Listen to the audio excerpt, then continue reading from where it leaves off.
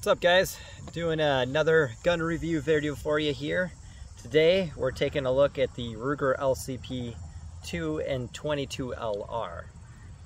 This gun is absolutely freaking tiny and it's awesome. It is very cheap on two ends. One for ammo and two just the gun itself. I picked this thing up used for $250 at my local Shields. Love that store, by the way.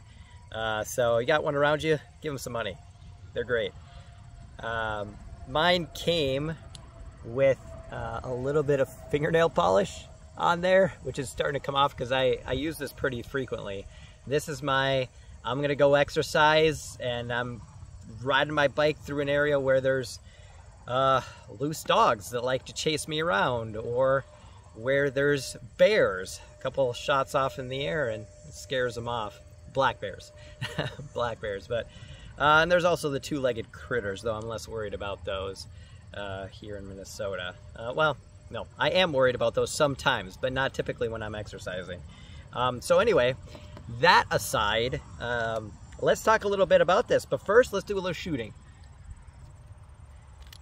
So after picking this thing up, I promptly loaded it up and pew pew we go. So one of the features of it is that it does come with a manual safety, and I'm not very good at hitting things right now. There we go.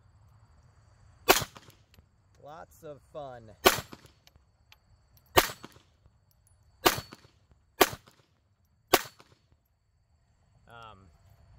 The fun and super inexpensive. One of the features that it has is, like I said, it's a manual safety. Flicks on and off. And if you've seen my Smith & Wesson Shield video, you'll know that I have a safety on that one as well. And in comparison to this one I like it a lot less. It's kind of in an awkward spot here. So when I come to depress it, I kind of have to go high with my thumb to make sure that I fully engage that thing, and it kind of sticks out a bit. It hurts. It hurts, and it's not in a it's not a downward angle, rather it's a forward angle. So it's a forward angle. I don't fully love that, but I like the fact that there's a safety on it. And this gun has a 10 round capacity. So here's the magazine. As far as I know, they don't make longer extensions, or at least Ruger doesn't. Maybe somebody has come up with like a base plate or something that extends it or has extended mags.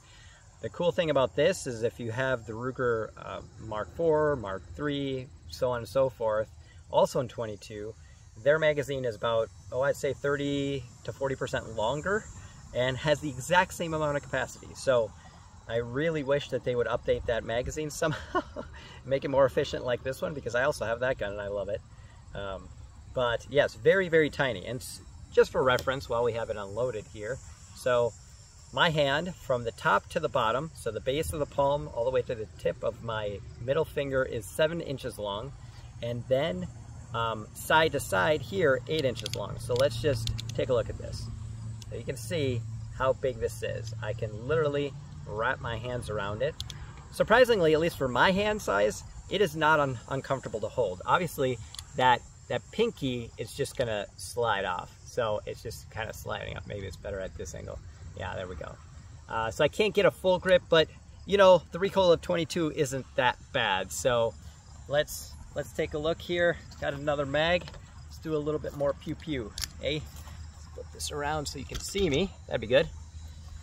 So obviously the slide lock, it's kind of contrived because it's like everything's just so close. You kind of have to come back on it to get it to go down. Of course, you can just do it with your other hand. That works fine. One thing to note is that I believe this one will not fire if I do not have the magazine engaged. So one, I've got the safety on, so you can see I can't do anything without the safety. Now, magazine's not engaged, and let's find out. Actually, I'm not sure.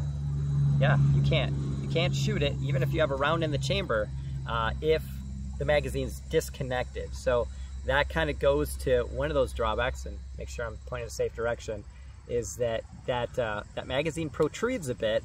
So if it happens to get pushed, which it sometimes does, it has for me, though it's less so than like some other guns that I have. But if it's depressed and this thing is not engaged, you're not going to be able to shoot even one round. So just keep that in mind. So a holster, preferably that covers that magazine release, because it could happen, and that would kind of be crappy. But nonetheless, okay, now let's pew pew. So much fun. Oh, I got a plate down. How about that? And we got a misfire here. What type is it? Looks like, I think it's just bad ammo. Typically this thing doesn't light strike. I haven't really had many problems with that, but if you shoot 22, you know that it is notorious for not always going bang, especially when you're doing this bulk ammo here. And speaking of ammo, it seems to run just about anything that isn't flat tipped. So what I mean by that, so this is a hollow point, so it's obviously a little flat tipped, but you have, I think this is a Federal Punch. Ammo does not tend to cycle very well in this. Speed ramp, whatever it happens to be, it will jam up a fair amount if it has a flat nose, more of a flat nose type of ammo. So let's put this back in here and see if it goes bang this time. Well,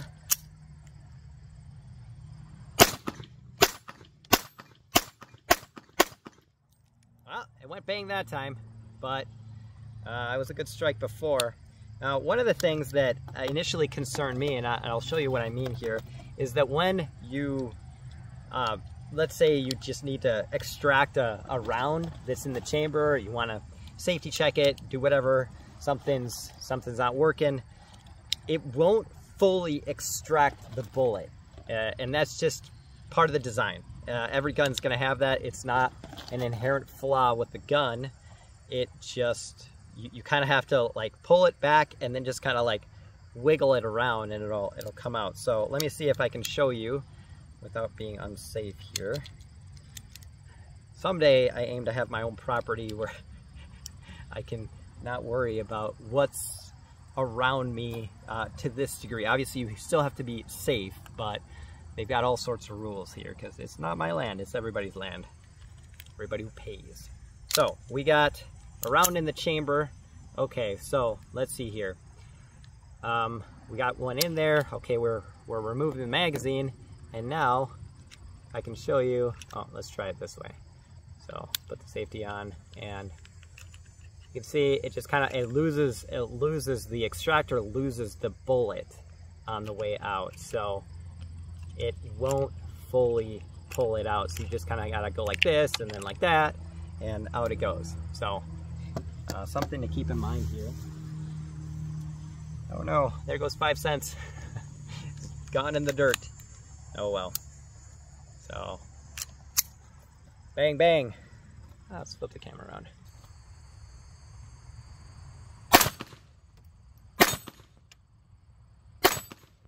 We're at about, I'd say 12 yards maybe.